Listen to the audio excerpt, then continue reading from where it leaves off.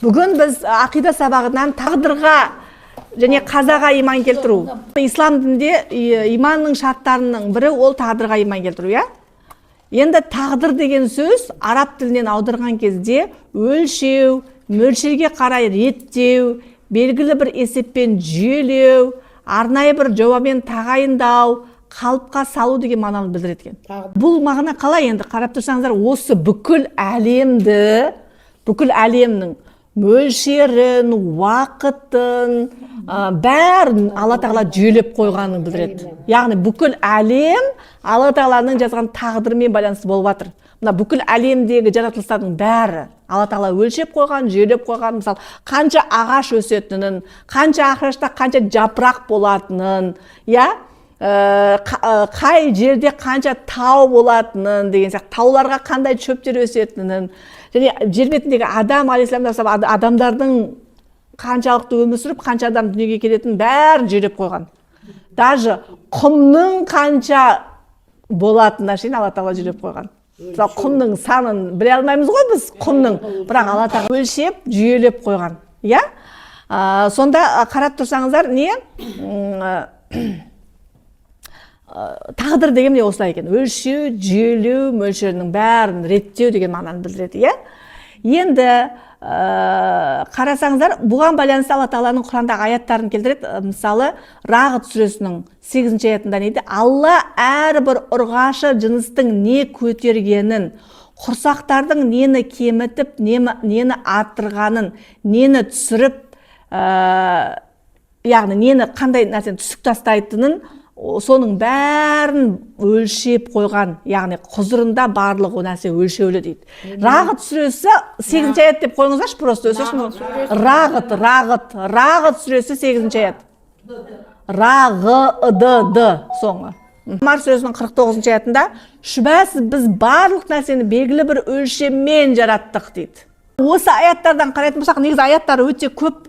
Мен қазір екен, жалпы барлық нәрсені өлшеммен жараттық. Яғни Алла тағала бүкіл нәрсені өлшеммен жаратып, оларды жүйелеп қойған осы аяттардан көреміз. Иә?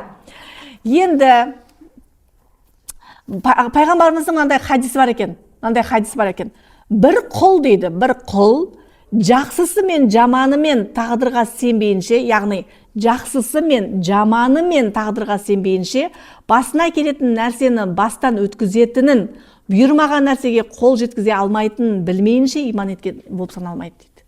Яғни, осы дүниедегі жақсылық пен жамандыққа да қабылдамайынша сол нәрсені, мағынасы былай қой. Сосын өзінің басынан өтетін нәрсені оның басына өтпейтінін білмейінше. Яғни, басынан өту керек нәрсе өтеді одан. Соны қабылдамайынша деп тұр ғой. Яғни, бұл басынан өту керек болды деп қабылдамайынша. Және оған бұйырмайтын нәрсенің, ол бұйырмайтынын білмейінше толық иман келтірмейді дейді. Яғни, бұл нәрсе қандай? Яғни, біздің басымызға түсетін нәрсе ол түседі. Біз қанша қашсақ та бастан өткізбей, жоқ, жақсысы мен жаманымен тағдырға сенбейінше. Яғни, біздің басымызға келу керек нәрсе келеді бізге. Одан біз қашып құтыла алмаймыз. Я, немесе бізге бұйырмайтын нәрсе, біз оны қанша қусақ та жете алмаймыз. Я, қазақтың бір сөзі бар ғой, бұйырған кетпейді, бұйыртпаған, қуған жетпейді. Я, осында қазақтың сөзі осы хадистен алынған ғой негізі. Осы хадистен алынып тұр осы мақал. Бұл не деген сөз? Жалпы сол нәрсені біз нақты түсінбейінше, соны қабылдамайынша біз толық иман келтірген болмаймыз. Яғни, қалай ол?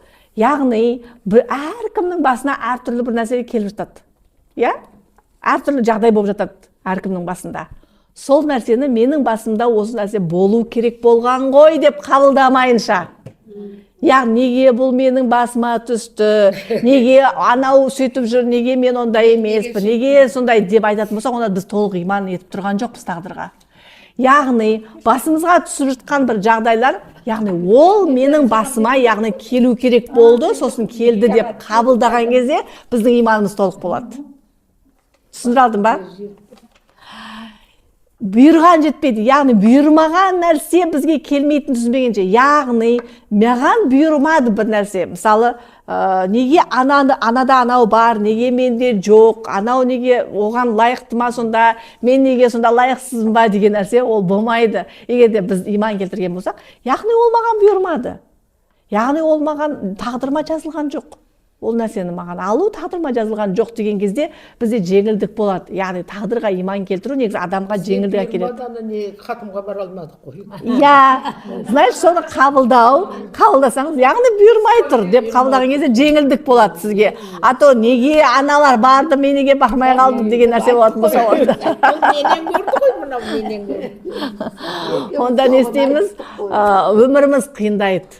Өміріміз қиындайды және кінәліміз деп бастаймыз. Не біреу кінәлі, не өзім кінәлі, әйтеуір бір нәрсе кінәлі. Не Алла тағала кінәлі болып қалады ол жерде. Алла кінәлі емес қой, адам ғой кінәлі. Жоқ, жалпы тағдырға иман келтірмеген адам соңында Алланы кінәлауы мүмкін да. Неге Алла тағала бүйтіп қойды деп. Иә? Сонда қарап тұрсақ, тағдырға иман келтіру ештеңені кінәламауға апарады ғой басында. Знаешь, болу керек нәрсе болды, соны қабылдауға әкеледі. Адамға былайша айтқанда успокойство әкеледі ғой. Иә, тағдырға иман келтіру, иә. Енді қараңыз, жалпы осы тағдыр мен қаза дейді ғой, қада дейді негізі. Екеуісінің айырмашылығы, тағдыр, қада, екеуі келеді ғой негізі, тағдыр мен негізі қазақтар қаза деп айта береді. Қаза емес, ол қада, негізі дотпен келетін қада. Ол деген сөз не деген сөз? Тағдыр дегеніміз жалпы Алла тағаланың жазып қойған тағдыры. Иә? Мысалы, бізге тағдырымыз Алла тағала жазылып қойды, біздің тағдырымыз, қанша өмір сүретініміз, болашағымыз, бүкіл жазылып қойған негізі. Бірақ біз білмейміз да болашағымызды, бірақ ол жазылып тұр. Енді ол тағдыр. Ал қада деген сол жазылып қойған нәрсенің сол кезде іске асырылуын Алла тағала жаратуы. Яғни мысалы, біздің осы бүгінгі мешітке келіп осылай сабақ өтуіміз тағдырымызға жазылып қойған негізі. Түсіндіре алдым ба? Осы мешітке келуіміз тағдырға жазылып қойған. Мысалы, бүгін ана кісінің жаңадан келуі тағдырға жазылып қойған мешітке. Иә, түсіндіре алдым ба? Ол бұрын жазылып қойған уже, тағдырымызда жазулы болған. Бірақ біз сол моментте уже мешітке, сол жазылып қойған тағдыр, сол моментте, мысалы, мен бүгін тұрдым, таңертең бүгін мешітке сабаққа баруым керек деп тұрдым ғой, тұрып мешітке, соның бәрін Алла тағала сол моментте жаратады маған. Мешітке келуімді, осылай сіздерге сабақ айтуымды сол моментте, соны қада дейді. Сол кезде орындалуы, іс-әрекеттің сол кезде іске асуын қада дейді. Ал тағдыр ол бұрын жазылып қойған, осы мешітке келуім, айтуым, иә, жазылып қойған. Бірақ ол болған жоқ әлі, бірақ жазылып қойды. Ал дәл қазір болып жатқан нәрсе қада. Түсіндіре алдым ба? Дәл қазіргі осы Алла тағаланың болғызып жатқан нәрсесі қада. Иә, сондай. Бірақ екеуінің бір қатты айырмашылығы жоқ. Екеуіне тағдыр ғой негізі. Бірақ анау бұрын жазылып қойды, ал қада дәл қазір орындалып жатыр. Сол нәрсені айтады. Түсінікті ма? Жазылып қойған нәрсе орындалып жатыр. Енді осы тағдыр қалай жазылады дегенде міне соны айтайын деп тұрғам. Жалпы Алла тағаланың біз субути сипаттарын өттік қой. Субути сипаттар қандай еді? Алла тағала білуші бәрін деген субути сипаты бар, яғни ана кісінің айтып тұрғаны Алла тағала білуші сипатымен біздің жалпы нені қалайтынымызды, нені таңдайтынымызды, не істейтінімізді Алла тағала білгендіктен біздің тағдырымызды сол жазып қойған. Яғни біздің білді жүрегіміздің түкпірінде не болатынын түсіндіре алдым ба? Сонда жалпы тағдыр Алла тағаланың білуші деген сипатымен және Алла тағаланың қалау деген сипатымен, ирада деген сипатымен өттік қой біз. Яғни Алла тағаланың қалау сипатымен және Алла тағаланың қудра деген, яғни құдіретті деген сипатымен және Алла тағаланың таквин деген сипатымен тағдыр жазылды. Яғни Алла тағала бәрін біліп, біздің жаңа кісі айтып отырғандай не таңдайтынымызды және соны Алла тағала білгенімен, еще тағы да Алла тағала қалаумен ғана болады бұл нәрсе. Сол қалады және жаңа өзінің құдіретімен оны такуин, яғни болдыру арқылы тағдырымыз жазылды. Алланың Рағат сүресіндегіші, әр адам өзін 14-ші аятында өзгертпейінше, өзгертпейінше. Сол ғой міне Алла тағала адамның өзін өзгертетін жалпы қалау болатынын өзін біледі. Мысалы, мынаны айтайыншы, Ібліс Адам алейхиссалам жаратылмай тұрған кезде жәннатта періштелермен бірге болды ғой. Иә? Бірақ соның алдында Алла тағала айтты. Негізі Алла тағала білді іблістің осылай қарсы шығып лағнетке ұшырайтын. Алдын ала тағдырында білді іблістің. Ол ібіліс оқымысты болған біз. Иә, қараңыз, білді. Бірақ қараңыз, айтқан жоқ оны. Ібліс соңында тәкаппарлық танытып, менен маған бойсынбай кетеді деп алдын ала айтқан жоқ. Бірақ білді. Біліп тұр да, бірақ ібліске де білдірткен жоқ, оны періштелерге де білдірткен жоқ. Түсіндіре алдың ба? Ол періштелерге ұстаз болып жүре берді. Ұстаздық қылып, білімді болып, Алла Тағала оған білім берді, білім үйретті ібліске. Сол білім ол періштелерге үйретіп, білімді болып жүрді да. Бірақ Алла Тағала оның соңында оған бойсынбай, керісінше қарғысқа ұшырап кететінін біліп тұрса да, бірақ айтпады оны. Түсіндіре алдың ба? Айтпады оны, білдірткен жоқ. Бірақ Алла Тағала біліп, оның тағдырында, оның соңында жүрегінің түпкінде тәкаппарлық бар екенін біліп, сосын Адам алейхисаламды жаратып, сол Адам алейхисалам оның сол тәкаппарлығының шығуына себеп болатынын білді. Түсіндіре алдың ба? Оның тәкаппарлығының шығуына Адам себеп болды да. Алла Тағаланың адамды жаратуы себеп болды. Бірақ оны алдын ала Алла Тағала біліп, оның тағдырына солай жазып қойды. Түсіндіре алдың ба? Іблістің соңында Адамның себебінен тәкаппарлығын шығарып, Алла Тағала бойсынбай қарсы шығатынын тағдырына жазып қойды. Өйткені Алла Тағала білді. Соны іблістің таңдайтынын. Дәл сол сияқты біздің де тағдырымызды Алла Тағала білуімен жазып қойды, біздің нені таңдайтынымызды. Түсіндіре алдың ба? Жазып қойды. Енді адамның тағдыры еще екіге бөлінеді, білесіздер. Біріншісі, өзінің қалауынсыз, таңдауынсыз болатын тағдыр, және оның таңдауымен болатын тағдыр. Кімнің таңдауымен? Адамның таңдауымен. Яғни біздің таңдауымсыз болатын тағдыр бар. Мысалы, біз оған таңдай алмаймыз. Мысалы, сіз өзіңіздің әке-шешеңізді таңдай алдыңыз ба? Таңдай алған жоқсыз. Міне, біздің ырқымыздан тыс, біздің ықтиярымыздан тыс таңдай алмайтын тағдыр бар. Біздің қалауымсыз болатын. Екі түрлі ғой сонда? Иә, біз таңдай алатын тағдыр және таңдай алмайтын тағдыр. Мысалы, сіз түр әлпетіңізді таңдай алдыңыз ба? Менің түрім, көзім осындай болсын, мұрным осындай болсын, бойым осындай болсын, аяғым осындай, қолым осындай болсын. Таңдай алған жоқсыз ғой? Жоқ, ол біздің ырқымыздан тыс Алла Тағаланың қалауымен, Алла Тағаланың қалауымен болды осы нәрсе. Менің түрімнің осындай болуы, және менің сол отбасында туылуым, және менің әке-шешемнің дәл сол кісілер болуы, ол менің қалауымсыз. Екі түрлі, біріншісі қалай? Менің таңдауыммен, сосын менің таңдауымсыз.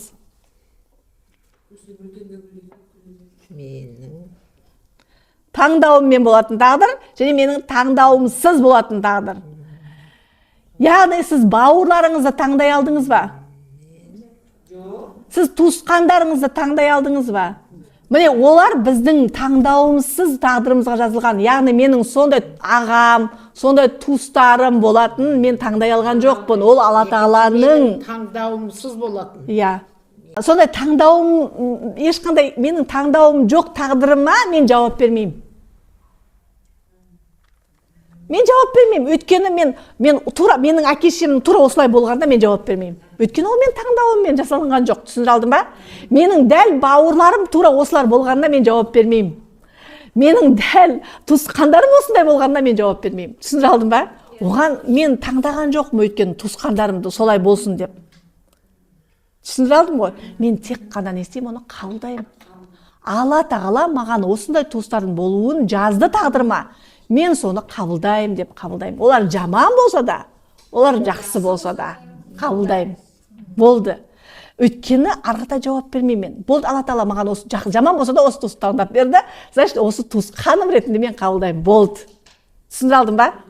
Сондықтан оны керек емес. Ол жаман, неге менің туысқаным осындай жаман болды деген нәрсе керек емес та. Яғни ол солай болу керек болды. Я? Менің әкем неге сондай, неге ананың әкесі мұндай, менің әкемді Алла Тағала неге осындай әке берді деп отырмаймыз. Болды, значит, сол әкені берді ма, мен оны сондай әке қылып қабылдаймын Алла Тағаланың тағдыры ретінде. Мен солған шүкір етем, болды, значит, сондай әке бергені даналық, Алла Тағаланың даналығында. Я? Сол ғой, не тағдырға иманның әлсірегеннен қазір әке-шешелеріне риза болмай жататыны, сондай болып жататын, сондай да өйткені тағдырды дұрыс қабылдамағаннан болып жатыр да осы нәрсе. Иә? Енді өзіміздің таңдауымызбен болатын тағдыр. Ол үшін жауап береміз. Ол сөйлеп жазайық па өзіміздің таңдауын? Иә, өзіміздің таңдауымызбен болатын тағдыр үшін жауап береміз. Яғни, сіз қазіргі іс-әрекеттердің бәрін таңдап отырсыздар. Мысалы, мешітке келуді сіздер таңдадыңыздар. Бірақ таңдамаған қаншама адам бар. Таңдамаған адамдар бар. Иә? Сонда қарап тұрсаңыздар, міне сіздердің таңдауларыңызбен Алла тағала сіздер мешітке келуді таңдадыңыздар, Алла тағала соны жаратып берді. Соны жеңілдетіп берді сізге, жаратып берді, жеңілдетіп берді. Міне сол үшін келіп отырсыздар. Сіздер осы үшін сауап аласыздар. Яғни жауап бересіздер деген сөз, сауап аласыздар, не күнә аласыздар. Біреу таңдаған жоқ, біреу күнәлі істі таңдады, ол сол үшін жауап береді. Иә? Алла тағала осы дүниеде мысалы күнәлі істерді көрсетіп қойды, мынау сауапты істер деп көрсетіп қойды. Таңдау өзімізде әрқандай. Мен мысалы сауапты істі таңдаусам да, күнәлі істі таңдасам да, мен өзім білем, сол таңдауыма байланысты Алла тағала жаратып береді. Яғни мен күнәлі істі таңдасам, сол күнәлі істі жаратады. Сауапты істі таңдасам, сауапты істі жаратады. Соған байланысты мен уже не істеймін, әрекет етемін. Әрекетімді Алла тағала жаратады әрқандай. Түсіндіре алдым ба? Сайып келгенде Алла тағала тағдырымызды жазды, және сол тағдырға жазылған нәрсенің таңдауы бар, және таңдаусыз бар дедім ғой. Сол таңдауды біз таңдаған кезде Алла тағала жарата береді. Соны жаратады. Сол кезде не қылады? Сол таңдауымызды жаратып бере береді бізге. Иә? Иә, жаратып бере береді. Түсінікті ғой, иә? Сол үшін біз Алла тағала неге тағдыр жазып қойса, не үшін онда сұрайды деген сұрақ тумау керек. Бар ғой, мысалы, сондай адамдар бар ғой. Алла тағала ақыр тағдырымыз жазып қойса, онда не үшін біз сұраламыз? Сол тағдырға жазылған нәрсені істеп жатырмыз ғой біз. Деуіміз мүмкін да? Сондай ағымдар шыққан негізі. Ағымдар шыққан сөйтіп, мысалы Жабария деген ағым шыққан. Ол қандай ағым? Жаңағыдай біз мәжбүрлі түрде Алла тағаланың тағдырға жазылғанын істеп жатырмыз, сол үшін ешқандай сұраққа тартылмаймыз. Өйткені біз тек мәжбүрліміз болды деген мысалы ағымдар шыққан. Иә? Сондай ағымдағылар шыққан. Иә. Немесе тағы да бір ағымдар шыққан. Керісінше жаңағыдай бүкіл нәрсені біз өзіміз жаратамыз деген ағымдар шыққан. Яғни бүкіл нәрсені өзіміз жаратқандықтан андай, қалай айтсам, барлық нәрсеге дұрыс қой, негізі өзіміз таңдадық қой, бірақ андай Алла тағала тағдырын жазбаған деген сияқты. Тағдырымызды өзіміз жазамыз деген топтар шыққан. Біз өзіміз жасаймыз тағдырымызды деген. Жоқ, біз өзіміз жасамаймыз деген. Тағдыр Алла тағала жазып қояды, бірақ таңдау бар бізде. Түсіндіре алдым ба? Енді біреу айтуы мүмкін, мысалы мен арақ ішіп жүретін адам. Мен арақ ішуімді Алла тағала тағдырыма жазып қойды, мен сол үшін ішіп жүрмін. Іштеп пе? Деп жүруі мүмкін. Солай бар ғой енді. Ақыры Алла тағала тағдыр жазып қойды, значит, темекі тарту, арақ ішу менің тағдырыма жазылған, мен сол үшін істеп жүрмін деуі мүмкін. Иә? Бірақ бұл жерде таңдау тағы да бар ғой. Таңдау бар. Оның Алла тағала сол арақты таңдайтын болғандықтан жазып қойды оны. Яғни Алла тағала алдын ала білді оның арақ ішуді таңдайтынын. Түсіндің ба? Алдын ала арақты таңдайтынын білді де оның тағдырына арақ ішуді жазып қойды. Түсінікті ғой. Ал егерде бірақ біз мынаны қарашы, бүйтіп ақтала алмаймыз, мына логика, мысалы ойланып қарайтын болсақ, менің тағдырыма арақ ішуді жазып қойды Алла тағала деп арақ ішіп жүру, мысалы мынандай ғой, ертеңгі күніңде тағдыр, мысалы 1 сағаттан кейін не болатынын білмейміз ғой біз. Қазір 1 жарты сағаттан кейін не болатынын, 1 секундтан кейін не болатынын білмейміз да. Сонда біз ертеңгі күнімізді білместен жатып, Алла тағала менің тағдырыма арақ ішуді жазып қойды деп қалай айта аламыз? Ертеңгі күніңде Алла тағала қоюды жазған шығар Алла тағала мүмкін арақты. Мысалы айтамын да. Сонда неге біз ойланбаймыз, ертең, мысалы дәл қазір арақ ішіп отырсың да, Алла тағала маған енді арақ ішуді жазып қойды маған, сосын мен ішіп отырмын деп отырсың да, бірақ ертең сен ішпеуіңе болады ғой, дәл қазір сен сол арақтан отказ беруіңе болады ғой негізі. Бәлкім Алла тағала сен тағдырыңа арақты қоюды жазған шығар. Неге соны ойланбаймыз, арақ ішуді жаз деп іше бермей. Сонда қарап тұрсаңыздар, тағдыр деген нәрсе, ол Алла тағала маған жазып қойды, мен соны істеп жүрмін деп жүру, ол сылтау. Мен Алла тағала менің басыма намаз оқуды, намаз оқымауды жазып қойды, мен сол үшін намаз оқымай жүрмін деген нәрсе, ол сылтау. Яғни дәл қазір сен намаз оқымай тұрсың ба, бірақ таңдауы бар сенде намаз оқу деген. Бәлкім саған Алла тағала намаз оқуды жазып қойған шығар алдында ертеңгі күні. иә, сол үшін неге жақсылыққа қарай бүйтіп алла тағала маған жақсылық жазып қойған жерде беттеу керек та. Біздің сонда қараңыз, беттеуіміз, соған қарай ұмтылуымыз бізге байланысты болып тұр ғой, өзімізге байланысты болып тұр. Түсіндіре алдым ба? Бірақ алла тағала бәрін білуші, соны біліп тағдырды жазды. Енді қараңыздар, бұл тағдырды өзгерте аламыз ба? Жазылған тағдырды. Адам өзіне байланысты ғой, өзгерсем деп. Жаңа сіздің сұрағыңыз, адам өзін өзгертпейінше, алла тағаланы өзгертпейді деді ғой жаңа Маржан ханым. Соған тағдыр өзгерте аламыз біздің тоже дұғамызбен, біздің әрекетіміз арқылы. Енді қараңыз, даже соның өзі тағдырда жазылып қойған. Соның өзі тағдырда жазылып қойған. Тағдырыңызға біз далаға иә, бұл кісі тағдырға жазылған, тағдырына осы мешітке осылай келіп жатыр, машалла. Келіңіздер. Тағдыр туралы сабақ өтіп жатқанымыз ғой біз қазір. Қараңыз, мысал келтірейінші. Ана жол деппін ғой. Осыдан біраз жыл бұрын ғой бір келіншек айтады. Қалтамда 2000 ақ теңгем болды дейді. 2000 ақ теңге. И жолдасым да дәл қазір зарплата алатын уақыт емес дейді да. И соңғы 2000 теңге дейді да. И баламды сабақтан алдым. Мен айтқанда сияқтымын осыны бұрыншы.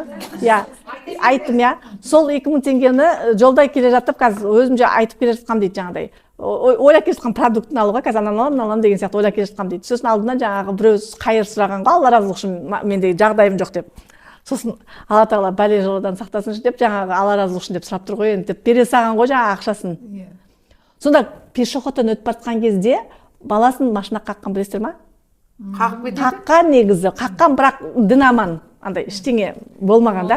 Пешеходтан өтіп жатқан кезде баласын машина қаққанда, бірақ ештеңе болмаған баласына. Ешқандай ештеңе не деші еді, зиян болмаған ешқандай. Сонда ойладым дейді да, алла тағала жаңағы 2000 теңгемді беру арқылы менің тағдырымда негіз баласын машина қағу жазылып тұрды. Бірақ сол арқылы сол ештеңе болмай не қалды, сақтап қалды аман-есен алла тағала да. Сонда біз тағдырымызды міне осы іс-әрекеттеріміз арқылы өзгерте аламыз. Яғни біздің тағдырымызға бір машина қағып кету жазылып тұруы мүмкін. Я?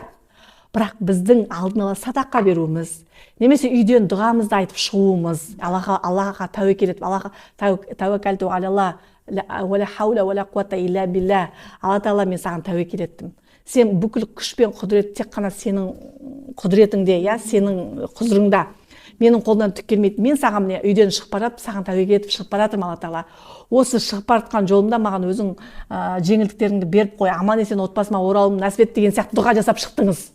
Мысалы, сол дұға жасап шыққаныңыз үшін тағдырыңызда бәлкім сіздің машина қағу жазылып тұр еді, бірақ осы дұға жасап шыққаныңыз үшін алла тағала не істейді, сол тағдырыңызды қорғап қалады. Түсіндіре алдым ба? Сонда тағдырды біз осылай дұға жасауымыз, және біз белгілі бір іс-әрекеттеріміз арқылы өзгерте аламыз. Бірақ осының өзі тағдырымызға жазылған. Яғни осының өзін алла тағала біліп, біздің дұға жасайтынымызды алдын ала, мысалы, тағдырда машина жазу бізге жазылды, бірақ сол машина қағудың алдында біз дұға жасайтынымызды алла тағала біліп, тағдырымызға жазып қойды. Түсіндіре алдым ба?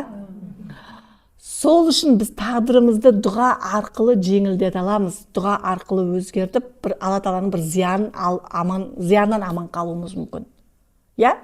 Сонда қарап тұрсаңыздар, оның өзі алла тағаланың білімімен жазылып қойған. Оның өзі алла тағала біліп тұр біздің солай дұға жасайтынымызды. Сол дұға жасайтынымыздың өзін тағдырымызға жазып қойған. Я?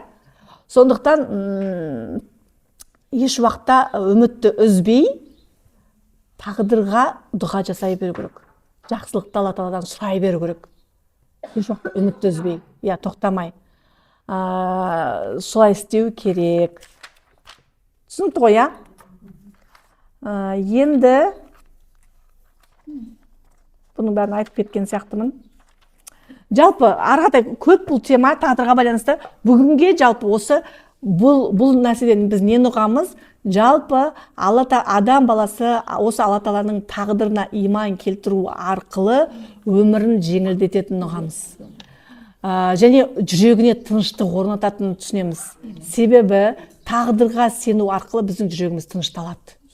Біз уайымға, депрессияға түсіп кетпейміз жаңағыдай. Неге менде осындай, немесе бір көре алмаушылық, бір адаммен жек көрініш тумайды. Мысалы, бір адам үй алып жатыр, сіз әлі үй алмай жүрсіз мысалы. Сіз не істейсіз? Егер де тағдырға сенбесеңіз, неге Алла тағала оған үй беріп, маған неге үй бермей жатыр? Я? Мысалы, не істейміз? Сол адамға деген бір қызғаныш, сол адамға деген бір көре алмаушылық. Адамдардың арасында көре алмаушылық деген нәрсе осы тағдырға иман келтірмегеннен туындайды. Яғни бір-бірін көре алмау, қызғану деген нәрсе тағдырға иманы жоқтықтан туындайды. Егер де біздің тағдырға иманымыз болса, бізде көре алмаушылық болмайды. Яғни оның басына жазылып қойған нәрсе келді. Менің басыма жазылған, менің басыма келеді. Болды. Ол адаммен санасу, салғыласу деген нәрсе болмайды бізде. Я? Значит, біреу бала бермей жатыр, біреуге бала беріп жатыр. Сол кезде де не істейміз біз? Яғни оған бұйырды, яғни оның тағдырына жазылды, сосын оған келіп жатыр. Маған бұйырған жоқ, маған келіп жатқан жоқ сол үшін. Деп біз не істейміз? Ол адаммен көре алмай, ол адам жынымыз ұстап жүрмейді ол адамға. Түсіндіре алдым ба? Сондықтан тағдырға иман ол бір-бірімізді бауырластыратын, тағдырға иман бір-бірімізге ренжуден, бір-бірімізге көре алмаушылық деген нәрседен туындайды ғой, ренжу деген нәрсе. Қызғаныш деген нәрседен не істейді? Аулақ қылады. Іблістің өзі осы тағдырға дұрыс иман келтірмегеннен лағнетке ұшады. Яғни Адам алейхисаламды жаратқан кезде ібліс не істеді? Сол адамның жаратылғанын қызғанды. Яғни ол Алла тағаланың тағдыры тағдырда адамның жаратылуы болу керек. Яғни ол еще топырақтан жаратылу керек екен. Және Алла тағала тағдырда сол адамға ібліске сәжде етуді бұйыратын тағдырда жазылғанын мойындамағаннан не істеді ол? Қарсы болып, жаңағыдай қызғаныштан лағнетке ұшырап кетті. Қарғысқа ұшырап кетті, қызғаныштан. Сондықтан сол қызғаныш көре алмаушылықтың болуының бір себебі осы тағдырға иман келтірмеуден болады. Сондықтан тағдырға иман келтіруіміз керек.